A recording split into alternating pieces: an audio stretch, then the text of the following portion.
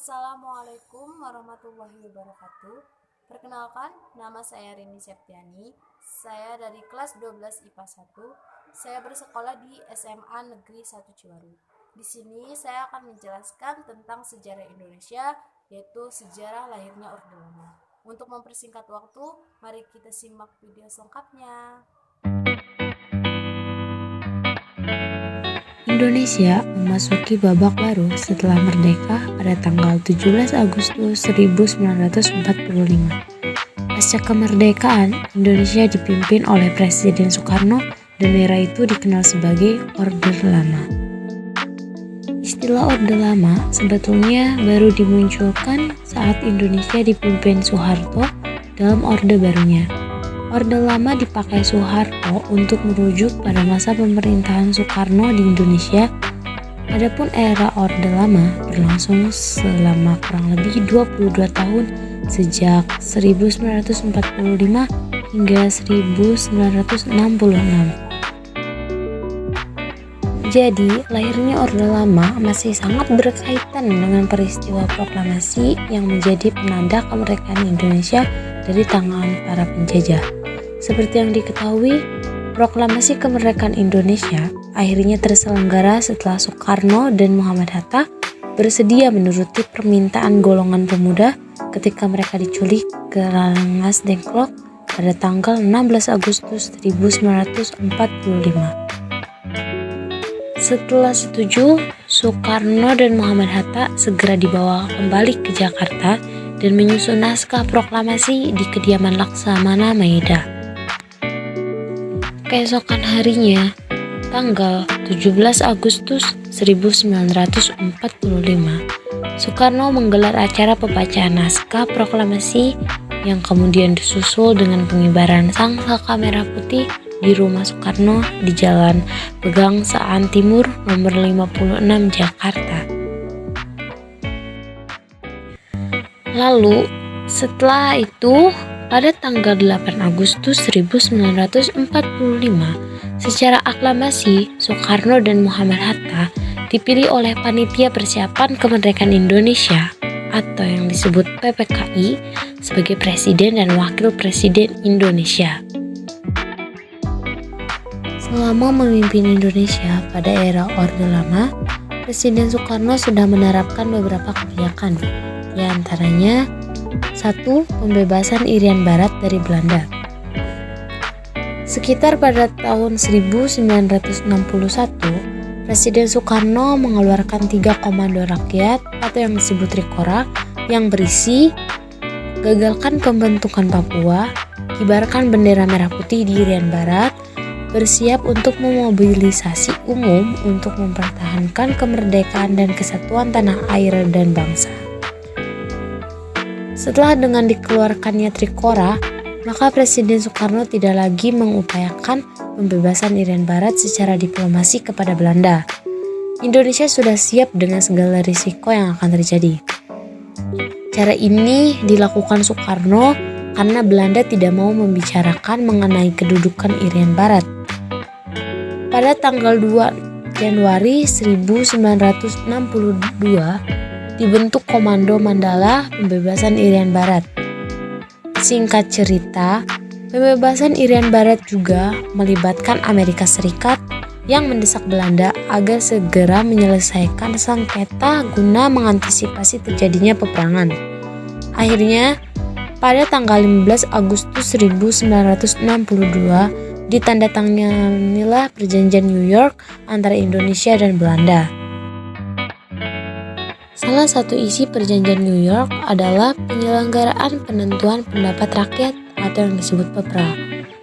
Dalam perjanjian itu, rakyat Papua diminta memberi suara apakah ingin menjadi bagian dari Indonesia atau Belanda. Hasilnya, Irian Barat resmi menjadi bagian wilayah dari Indonesia pada tahun 1963. Kebijakan yang kedua ada proyek mercusuar. Proyek mercusuar Soekarno adalah pembangunan ibu kota agar mendapat perhatian dari luar negeri. Proyek ini dibangun dengan tujuan agar dapat memfasilitasi Ganevo sebagai tandingan olimpiade serta untuk menunjukkan kepada dunia internasional bahwa Indonesia adalah negara yang besar. Dalam proyek mercusuar, Soekarno melaksanakan 6 proyek yang ia bangun, yakni 1. Stadion GBK, 2. Hotel Indonesia, 3. Jembatan Semanggi, 4. Monumen Selamat Datang, 5. Monas, 6. Gedung DPR atau MPR. Sayangnya, proyek ini membuat perekonomian Indonesia memburuk karena adanya pembengkakan biaya. Kebijakan yang ketiga ada Nasakom. Nasakom adalah kepanjangan dari nasionalisme, agama, dan komunisme. Konsep ini berlaku di Indonesia pada tahun 1959, pada masa demokrasi terpimpin hingga era Orde Baru. Alasan Soekarno menggagas konsep Nasakom adalah sebagai upaya untuk menyatukan perbedaan ideologi politik. Setelah dibentuk, Nasakom mulai dikampanyekan hingga ke kancah internasional seperti dalam sidang umum PBB di New York pada tanggal 30 September tahun 1960. Akan tetapi, sekeras apapun Soekarno memperluas gagasan Nasakom, pada akhirnya konsep ini kandas. Kandasnya Nasakom diakibatkan oleh hilangnya pamor PKI akibat gerakan 30 September. Selanjutnya, yang terakhir ada Manipul Usdek, yang merupakan akronim dari Manifestasi Politik Undang-Undang Dasar tahun 1945, Sosialisme Indonesia, Demokrasi Terpimpin, Ekonomi Terpimpin, dan Kepribadian Indonesia. Manipul Usdek adalah doktrin politik yang digagas oleh Soekarno yang berawal dari pidato yang ia sampaikan pada tanggal 17 Agustus 1959. Munculnya Manipul Usdek didorong oleh kondisi Indonesia setelah pemilu tahun 1955 yang waktu itu masih belum menghasilkan apapun. Persaingan antar politik masih sangat terasa dan keadaan ekonomi juga mengalami kemerosotan. Kondisi inilah yang kemudian mendorong Soekarno membentuk Manipul Usdek yang menjadi rumusan garis-garis besar haluan negara terakhir di era Orde Lama. Sayangnya, pada Orde Lama cukup banyak terjadi penyimpangan aturan yang tidak sesuai dengan Undang-Undang tahun 1945 dan Pancasila. Adapun beberapa penyimpangan yang terjadi pada era Orde Lama adalah sebagai berikut. 1. Mengeluarkan penetapan presiden atau Penpres yang tidak ada dalam Undang-Undang tahun 1945. 2. Presiden masih memegang kekuasaan atas lembaga negara. 3. MPRS menetapkan Soekarno sebagai presiden seumur hidup. Kurang lebih, kebijakan-kebijakan ini pula yang mendorong timbulnya pemberontakan dari masyarakat Indonesia, terutama setelah Indonesia mengalami inflasi hingga 600% pada tahun 1966. Sekarang kita masuk ke materi jatuhnya Orde Lama. Orde Lama mulai mengalami kekacauan setelah terjadinya peristiwa gerakan 30 September atau sering disebut G30S pada tanggal 30 September hingga 1 Oktober 1965. G30S adalah peristiwa pembunuhan terhadap 7 jenderal TNI. Tentara pun menuding PKI yang menjadi dalang di balik peristiwa tersebut. Para pemuda anti komunisme pun kemudian melakukan unjuk rasa kepada Soekarno agar segera membubarkan PKI. Namun, Soekarno belum mengambil tindakan. Kondisi negara pun semakin ricuh karena aksi demonstrasi terus-menerus terjadi.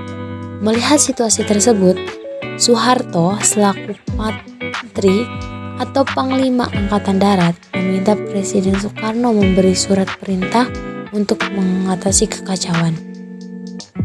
Kemudian, setelah dikeluarkan surat perintah 11 Maret atau Superma Semar pada 11 Maret 1966 yang ditandatangani oleh Soekarno, begitu Super Semar keluar, Soeharto langsung menindak tegas PKI dan para anteknya. Seiring berjalannya waktu, pemerintahan kian lama kian dikuasai oleh Soeharto. Pada akhirnya, masa jabatan Soekarno sebagai Presiden Indonesia selesai pada tanggal 22 Februari 1967, yang juga menandakan beralihnya era Orde Lama ke Orde Baru dengan dipimpin oleh Presiden Soeharto. Sebelum ditutup, berikut ada beberapa tokoh pada saat Orde Lama. Yang pertama ada Abdul Wahid Hasyim, yang kedua ada Abdullah Aidit, yang ketiga ada Abi Kusno Cokro Sujoso, yang keempat ada Agustinus Sutardio, yang kelima ada Amir Syarifuddin, yang keenam ada Anwar Harjono, dan yang terakhir ada Kusuma Atmaja. Mungkin hanya itu yang bisa saya sampaikan. Kurang lebihnya saya mohon maaf, dan jangan lupa like, comment, and share. Saya tutup. Wabillahi taufiq wal hidayah. Wassalamualaikum warahmatullahi wabarakatuh.